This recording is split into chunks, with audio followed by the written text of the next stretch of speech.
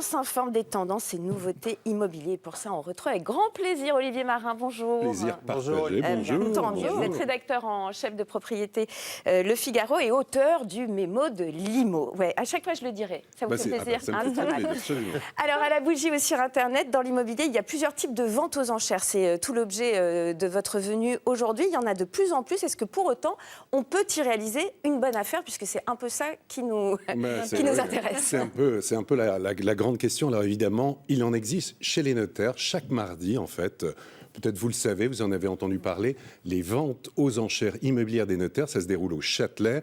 Alors c'est avenue Victoria, il y a beaucoup de monde, en fait, beaucoup de gens qui viennent, à la fois des couples, mais aussi des personnes âgées. On trouve des gens qui sont des professionnels du secteur, bien sûr, mais ce n'est pas réservé qu'aux initiés. D'ailleurs, voilà, on voit des images. En fait, c'est un rendez-vous qui existe depuis alors vraiment très, très longtemps. Qu'est-ce que l'on trouve? On trouve à la fois des biens à Paris, beaucoup d'appartements, mais également on trouve des maisons, on trouve des locaux commerciaux, des terrains. Il y a beaucoup de choses très différentes. On peut même acheter des immeubles et on peut acheter aussi des parkings, voire même ce qui est à la mode, ce qui se fait beaucoup, c'est des caves aussi qui sont achetées à Paris pour pas cher et qui sont revendues. Ça a de la valeur.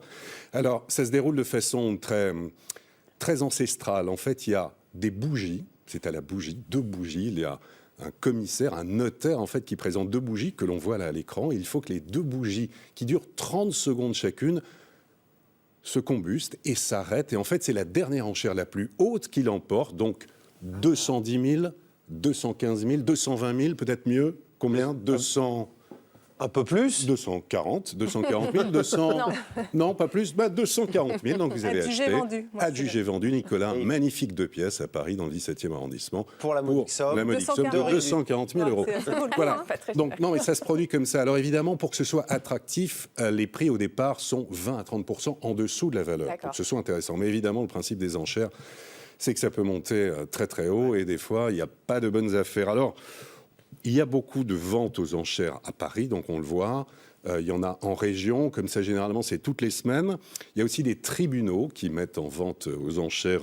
Alors là on a à la suite de saisies, de liquidations. Là c'était au tribunal de grande instance de Paris. En tout cas, sur ces ventes aux enchères, on peut dire que ça s'équilibre. À la fois des bonnes affaires et des fois des moins bons plans, on va dire. Exemple à Paris, un tableau, vous allez voir sur des dernières ventes. Par exemple, voilà, vous avez un studio, un 24 mètres carrés, dans le 14e, mise à prix 212 200 euros, qui a été adjugé.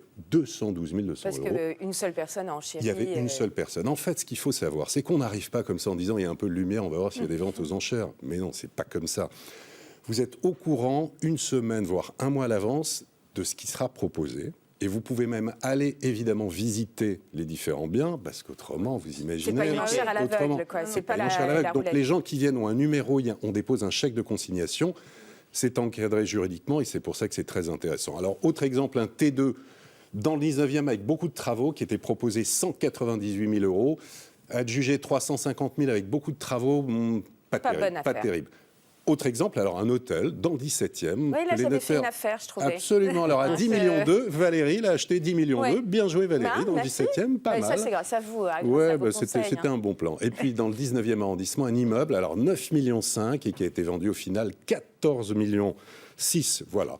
Qui fait monter les enchères? Les professionnels? Parce qu'on a en face, quand on est particulier, on a des professionnels en face. Il y a en face, mais vraiment, ça s'équilibre. Il y a de tout. On va dire pour un bien qui est présenté, il y a environ 10 enchères en moyenne. Évidemment qu'il y a des professionnels qui sont présents, mais pas toujours. Et vraiment, il faut regarder ce qui est proposé à la vente, il faut s'intéresser. Vraiment, de temps en temps, il peut y avoir des bons plans, mais effectivement, il faut qu'il y ait le moins de monde possible ou le moins d'enchères possible. Mais juste en tant que particulier, on a les mêmes droits de rétractation que pour un achat classique? C'est ça où il faut faire extrêmement attention. Alors, effectivement, si vous achetez, il faut avoir en tête que vous n'avez pas le délai de rétractation, comme c'est le cas dans une vente traditionnelle. Vous avez 10 jours en fait pour vous rétracter. Il faut anticiper aussi qu'il y a des frais supplémentaires dans le cas d'une adjugation judiciaire.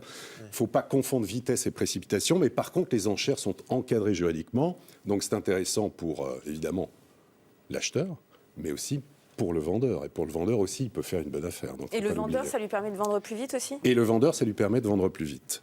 Alors, il existe aussi sur Internet. Il y en a aussi sur Internet, vous alliez le dire.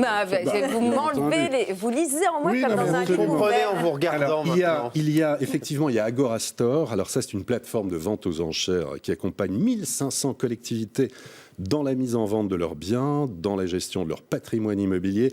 400 000 visiteurs par mois, une base de plus de 100 000 enchérisseurs. Qu'est-ce qu'on trouve? Des écoles, des chapelles, des usines, il y a des choses assez particulières comme ça, mais ça c'est vendu. Il y a un site qui répertorie en fait toutes les ventes aux enchères en France, c'est Licitor qui répertorie le programme des calendriers. Et puis depuis peu, il y a ce qu'on appelle la vente au cadran. Alors là, c'est les enchères inversées. Alors, on donne le prix, et c'est le premier qui fait un clic qui l'emporte. D'accord. Étonnant. Donc ça, c'est le cadran, c'est encadré par un notaire qui s'appelle Maître Chauveau. Alors, exemple, Paris 14e, un T2 à rénover intégralement dans 100 salles de bain. Prix de départ, 270 000 euros, a été vendu 270 000 euros, très bien.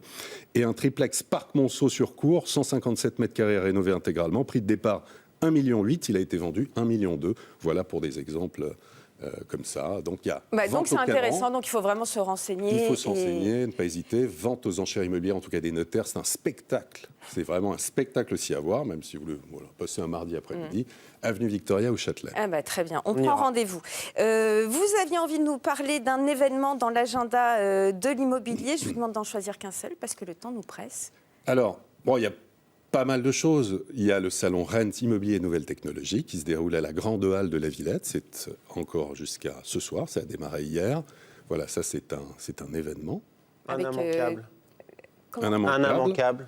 On a aussi des petites ventes aux enchères. Justement, on en parle même dans l'agenda. Il y a le tribunal de grande instance de Paris, parvis du tribunal Paris 17e à 14h, à la Chambre des notaires de Paris. Ce sera avenue Victoria la semaine prochaine, mardi prochain, justement. Voilà. Et puis, ça, c'est bien, et puis des expos très sympas au pavillon de l'Arsenal, boulevard Morland, toujours à la fois sur le Grand Paris, mais aussi sur l'environnement urbain en région francilienne. Allez, et puis pour terminer, vous avez toujours envie de nous projeter vers l'avant avec du rêve, de la poésie.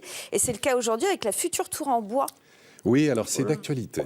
C'est un événement, il y a quelques jours à Paris, c'était le week-end dernier, ça a été le lancement de la commercialisation d'une future tour en bois. Vous la voyez en image, ce sera l'une des plus hautes tours en bois du monde. Alors où ça ? En bord de Seine, côté Zac rive gauche, dans le 13e arrondissement, une tour en bois baptisée Wood Up, hauteur de 50 mètres, qui proposera 107 logements, plutôt haut de gamme.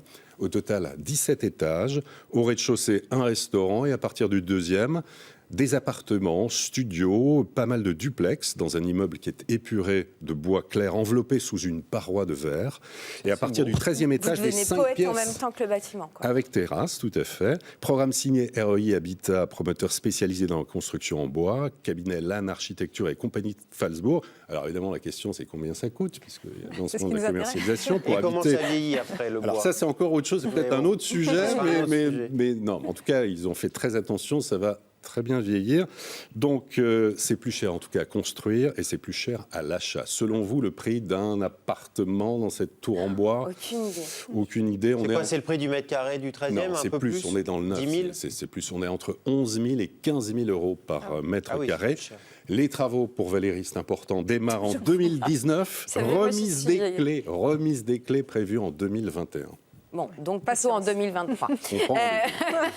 Mais bon, non, je sais, je suis mauvaise langue. Je suis taquine le jeudi matin, vous le savez bien. Merci beaucoup Olivier Marat, c'était passionnant. Comme d'habitude, on vous retrouvera avec plaisir dans 15 jours.